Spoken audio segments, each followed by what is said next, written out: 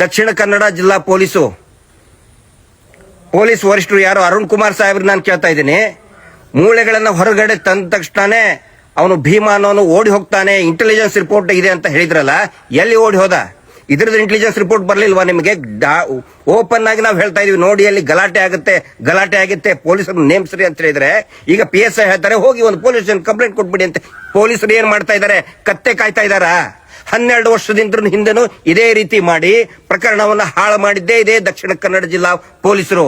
ಈಗ ಮತ್ತದನ್ನೇ ಮಾಡ್ತಾ ಇದ್ದಾರೆ, ಭೀತಿಯ ವಾತಾವರಣ ಸೃಷ್ಟಿ ಮಾಡೋದಕ್ಕೆ ಪ್ರಯತ್ನ ಮಾಡ್ತಾ ಇದ್ದಾರೆ.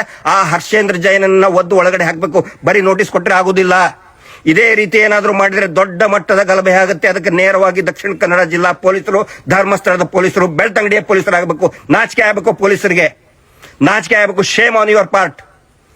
ಪೊಲೀಸರು ಕೆಲಸ ಮಾಡ್ತಾ ಇಲ್ಲ, ವೀರೇಂದ್ರ ಜೈನನ್ ಕೆಲಸ ಮಾಡ್ತಾ ಇದೀರಿ. ನೀವು ಮಾಡ್ಕೊಂಡಿದ್ದೀರಿ, ನಿಮ್ಮ ಖಾಕಿ ಮಾರ್ಕೊಂಡಿದ್ದೀರಾ ನೀವು ನಾಲಾಯಕಗಳು. ನಾಚಿಕೆ ಆಗಬೇಕು ನಿಮಗೆ, ಪೊಲೀಸರಿಗೆ. ಥೋ ಅಂತ ಉಗಿತಿದ್ದಾರೆ ಜನರೆಲ್ಲರೂ. ಭಕ್ತಾದಿಗಳ ಮೇಲೆ ಹಲ್ಲೆ ಮಾಡಿದ್ರು ಕೂಡ ಬಾಯಿ ಮುಚ್ಕೊಂಡು ಕುಂತಿದ್ದಾರೆ ಧರ್ಮಸ್ಥಳ ಪೊಲೀಸರು. ಭಕ್ತರ ಮೇಲೆ ಹಲ್ಲೆ ಮಾಡ್ತಾ ಇದ್ದಾನೆ ಅವನು.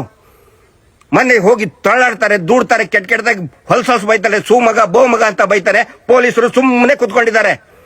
ಹೋಗ್ರಿ, ಎಲ್ಲಾದ್ರೂ ವರದಿ ಬಿಚ್ಚಿ ಚಪ್ಪಲಿ ತೊಳೆಯಕ್ ಹೋಗ್ರಿ ನೀವು ಅಲ್ಲಿ. ಪೊಲೀಸರು ಎಷ್ಟೋ ಸರಿ ಹೇಳ್ಬೇಕು ನಿಮಗೆ, ಧರ್ಮಸ್ಥಳ ಪೊಲೀಸರಿಗೆ, ಬೆಳ್ತಂಗಡಿ ಪೊಲೀಸರಿಗೆ. ಅರುಣ್ ಕುಮಾರ್ ಸಾಹೇಬ್ರೆ, ನೀವು ಬರೀ ನೋಟಿಸ್ ಕೊಡೋದು, ಪತ್ರಿಕಾ ಪ್ರಕಟಣೆ ಕೊಟ್ಟರೆ ಸಾಕಾಗುದಿಲ್ಲ.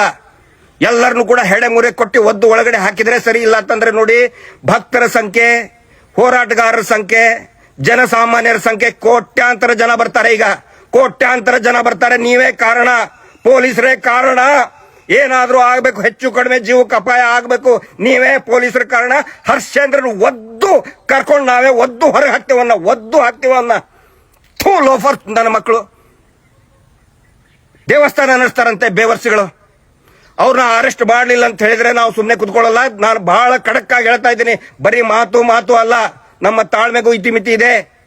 ನಮ್ಮ ತಾಳ್ಮೆಯನ್ನ ಕೆಣಕಬೇಡಿ, ಪರೀಕ್ಷೆ ಮಾಡಬೇಡಿ ಅನ್ನೋ ಮಾತು ಹೇಳ್ತಾ ಇದ್ದೀನಿ ನಾನು. ಆದಷ್ಟು ಬೇಗ ಇಮ್ಮಿಡಿಯೇಟ್ ಆಗಿ ಅವ್ರನ್ನ ಅರೆಸ್ಟ್ ಮಾಡಲಿಲ್ಲ ಅಂತ ಹೇಳಿದ್ರೆ ಆಗೋ ಪರಿಣಾಮಕ್ಕೆ ಪೊಲೀಸರೇ ನೇರ ಹೊಣೆ.